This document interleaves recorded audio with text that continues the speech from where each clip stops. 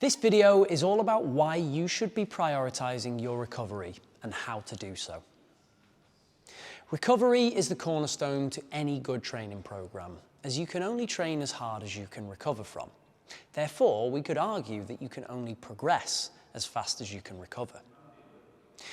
If your training efforts are outweighing your recovery, you could be putting the handbrake on your results in terms of not being able to train as hard or as frequently and not progressing your strength numbers in the gym or your cardio efforts as well. There will also probably be a higher likelihood of injury on top of this. If you're under-recovering, this will most likely impact your overall health and well-being on a day-to-day basis, leaving you feeling tired, lethargic, and overall less motivated to do any kind of physical activity. When someone gets the balance right between their training and recovery, the impact of this would be that you can train harder, for longer, more frequently, and ultimately enjoy it more, leaving us feeling more positive, with more energy, getting better results, and therefore just more motivated overall. If you feel your training stress massively outweighs your ability to recover currently, a solution could be to simply dial back your training volume, the intensity at which you perform, or the frequency at which you're exercising, and finding a sweet spot where the training stimulus matches that from which you can recover from. Reducing your volume in sessions might simply mean maybe doing 1 or 2 less sets per exercise, or maybe dropping a couple of exercises altogether. Scaling back the intensity may mean using slightly lighter weights or not training to failure or pushing so hard during your cardio workouts.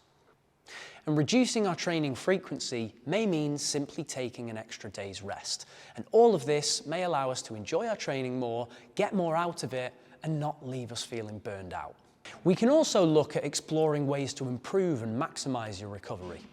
This would involve digging deeper into the other pillars of your health and performance, meaning the quality and quantity of your sleep, the amount of stress you're currently dealing with, and your nutrition and hydration.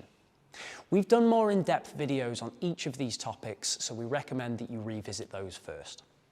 The most common scenarios that we encounter are as follows. Firstly, when someone first starts, they're in a really motivated place and want to kill it in every training session, but they might not have the other pillars in place yet. Now, this is really common when people are returning to exercise after some time away for whatever reason.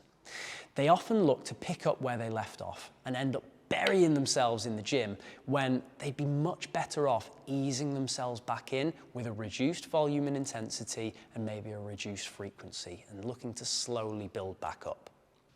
The other scenario, when recovery seems to be lacking, is when people try to spin too many plates and burn the candle at both ends, often looking to try to improve their health and fitness at the same time as everything else, i.e., increasing their workload and responsibility, which can impact stress levels, which then may have a knock-on effect to their sleep, whilst also try to have a bustling social life and nurture any relationships they have, which can also lead to maybe eating out more and often making poorer food choices. On top of this, they try to improve their fitness levels and striving for lofty goals. Whilst a small proportion of superhumans may be able to accomplish all of this, most of us simply cannot. If you're like the rest of us, then sometimes when making strides forward in certain areas of your life, such as working on an important project in work, moving house, or looking to prioritize time with your family or relationships, it's okay to accept that the goal in other areas may be to simply maintain. And when circumstances allow, you can start to change the focus and turn the screw in other areas. However, if you wish to be someone who aims to make massive improvements in multiple areas of their life all at once, then you simply need to be someone who looks after all of the pillars of health and performance. Prioritize your sleep, have a positive outlet for stress, eat in a way to nourish and fuel your performance, and then you can look at training your arse off. Just be sure to go back and watch the videos on all the other pillars to make sure that your recovery is as superhuman as your workload.